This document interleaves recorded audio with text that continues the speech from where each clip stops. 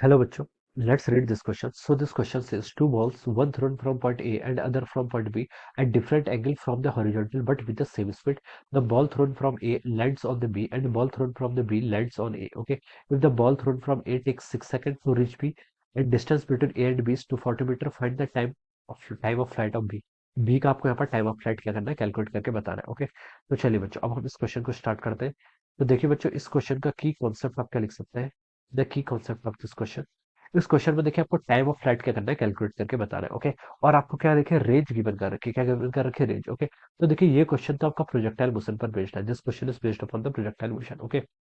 देखिए ये आपका हॉरिजॉन्टल ग्राउंड है, मान लीजिए. ओके. आपने क्या किया, देखिए two balls one thrown from point a. एक को आपने ए पॉइंट से स्टार्ट थ्रो किया और दूसरे को आपने बी पॉइंट से. Okay. Different angle from the horizontal but with the same speed. इसको मान लीजिए मैंने यू स्पीड से ऐसे थ्रो किया. It is making angle of theta one. Okay. ये आपका थीटा एंगल बना रही है. ओके. एक बॉल को मैंने यहाँ से थ्रो किया, ये आपका यू. ओके. ये आपका यू इस तरीके से. Okay.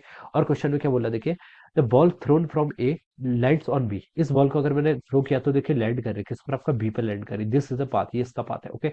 And the ball thrown from b lands on a. Okay. इसको भी मैंने थ्रो किया तो देखिए ये इसकी ट्रेजेक्टरी है और ये क्या कर रही है, आपकी ए पर क्या कर रही है, लैंड कर रही है इस तरीके से. ओके.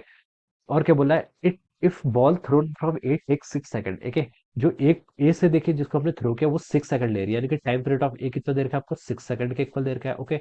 हमें एक देखिए क्या बताना है यहाँ पर, find the time of flight of b, यानी कि टीबी को हमें यहाँ पर कैलकुलेट करके बताना है. और देखिए आपको रेंज गिवन कर रखी है. देखिए क्या लिखा है इसने, the distance between a and b is 240 metre, यानी कि ये इसकी रेंज के इक्वल होगी. रेंज कितनी देर की है, 240 मीटर के इक्वल देर की. ओके. तो ये आपको डेटा क्वेश्चन में गिवन कर रखा है. ओके.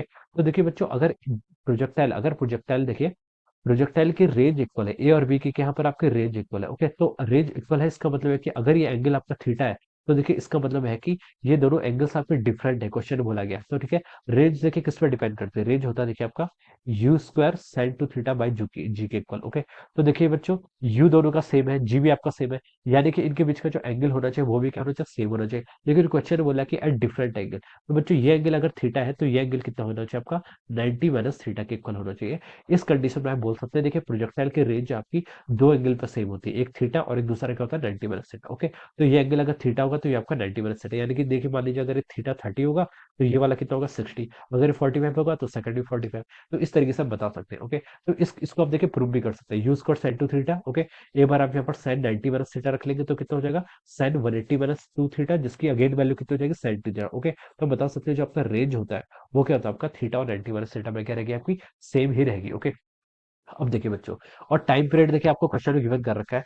टाइम पीरियड का फॉर्मूला क्या होता है, टाइम देखिए क्या होता है, प्रोजेक्टाइल की टाइम पीरियड होता है आपका 2u sin theta by ji. Okay. This is the, ये आपका वन का है, देखिए जिसको हमने ए से फेंका है मैं इसके करस्पॉन्डिंग लिख देता हूँ. This is the time taken. Okay. इसकी इनिशियल स्पीड कितनी थी, यू थी. एंगल कितना थीटा है, तो इसका टाइम पीरियड क्या होगा, 2u sin theta by G. B के करस्पॉन्डिंग देखिए टाइम पीरियड कितना होगा, 2u sin theta by G. 2u sin angle कितना देखिए 90 minus theta, sine 90 minus theta कितना हो जाएगा, cos theta divided by ji. Okay. तो ये आपका क्या आ गया, टीबी आ गया. ओके. तो देखिए बच्चों, अगर हम इसको एक्सपेंड करें यहाँ से तो इसको क्या लिख सकते हैं, U square by G. Sine two theta को हमने लिख लिया 2 times sine theta cos theta. Okay. This is our range. Okay. और रेंज की वैल्यू देखिए कितनी देर की, आपको 240 मीटर के इक्वल देर की. ओके. ये टर्म देखिए आपको यहाँ पर से ऐसे डिफाइन कर रखी है. ओके. तो देखिए बच्चों, मैं यहाँ से क्या लिख सकता हूँ, अगर मैं देखिए बच्चों यहाँ से हम देखिए, अगर मैं टू से ऊपर और नीचे दोनों साइड मल्टीप्लाई कर लूँ तो मैं इसको क्या लिख सकता हूँ, देखिए 2u इंटू 2u. ओके. और यहाँ पर क्या हो जाएगा आपका, देखिए साइन थीटा. ओके. और यहाँ पर कितना हो गया आपका cos थीटा. मैंने क्या किया बच्चों, यहाँ पर ऊपर आपका 2 एक्स्ट्रा दे दिया है तो नीचे उससे मैंने क्या कर लिया, डिवाइड कर लिया. ओके. और देखिए अगर यहाँ पर मैं क्या करूँ, जी था, मैंने एक जी स्क्वायर ले लिया तो एक जी मैं यहाँ पर से ऐसे क्या करूंगा, ऐसे मल्टीप्लाई कर दूँ. ओके. तो ये टर्म मैंने यहाँ पर से लिख ली, it is equal to 240. Okay. ये किसके इक्वल होगा, 240 के इक्वल. ओके. तो देखिए बच्चों, 2u sin थीटा बाई जी और 2u cos थीटा बाई जी, ये आपका टी ए और टीबी का प्रोडक्ट आ रहा है बेसिकली. ओके. तो मैं इसको लिख सकता हूँ, G by two is equal to T A into TB. इसकी वैल्यू कितनी आएगी आपके यहाँ से, 240 के इक्वल आ गई. ओके. और देखिए बच्चों, मैं यहाँ से लिख सकता हूँ, टी ए की वैल्यू देखिए क्वेश्चन मुझे गिवन कर रखी है कितनी, 6 सेकंड गिवन कर रखी है. तो मैं उसको लिख सकता हूँ, G by two into T A की वैल्यू 6 सेकंड है, टीबी की वैल्यू क्या करनी है, फाइंड आउट करनी है. और ये वैल्यू आपकी 240 के इक्वल है टोटल. ओके. ये मैं यहाँ पर से ऐसे बता सकता हूँ. अब देखिए बच्चों, 6 से आपका ये कैंसिल कर लीजिए, आपका 3 टाइम्स हो जाएगा. और यहाँ से बच्चों आपकी टीवी की वैल्यू कितनी हो जाएगी, टीवी की वैल्यू देखिए 3 से एक बार इसको भी कैंसिल कर लेंगे तो आपका 80 हो जाएगा, यानी कि 80 बाई जी के इक्वल हो जाएगी. ओके.